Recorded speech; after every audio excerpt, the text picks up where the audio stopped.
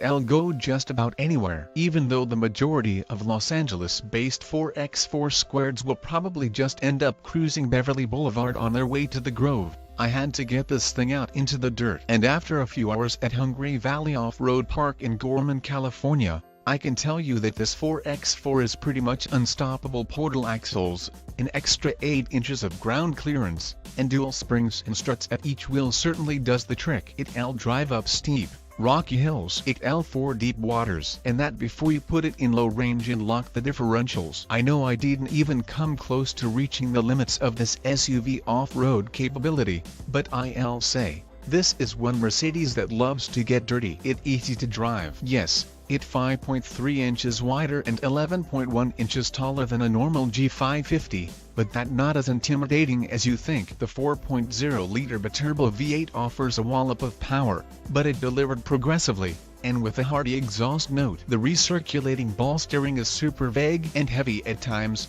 but the 4x4 never feels cumbersome to drive around town. Plus, you can see over everything, and honestly, once people see one of these approaching in their rearview mirrors, they tend to just get the hell out of your way. Tremendous curb appeal. Never mind the bulldozer proportions, most people I talk to actually think the 4x4 looks rad. You got to love the huge 22-inch wheels, red brake calipers, and comically large 325/55 series all-terrain tires. The wheel arches have carbon fiber trim. The rear end has an extra double-bar chrome bumper. And I must say, I kinda dig the way the G-Class looks without the spare tire cover on the rear door. I was honestly expecting to get people pointing and laughing at me the entire time I drove it, but that was hardly the case. Kids put their thumbs up. Guys in Super Duty trucks tipped their hats. Even the folks I met at the off-road park liked it. Neat. Okay, maybe it's a little too big. I stand just 5 feet, 8 inches tall,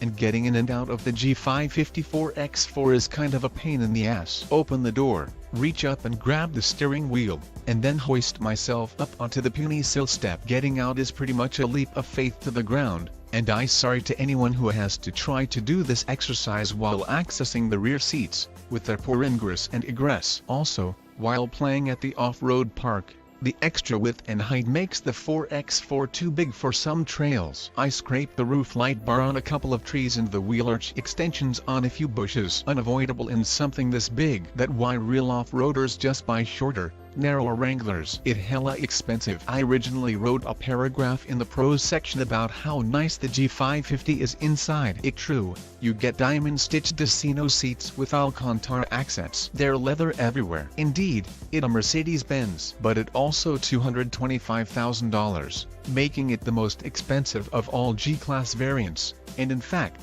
the most expensive Mercedes vehicle behind the AMG S65 Coupe and Cabriolet. Of course, it already discontinued, so I guess that a moot point to the owners. Well, I guess I'll see you around Beverly Hills.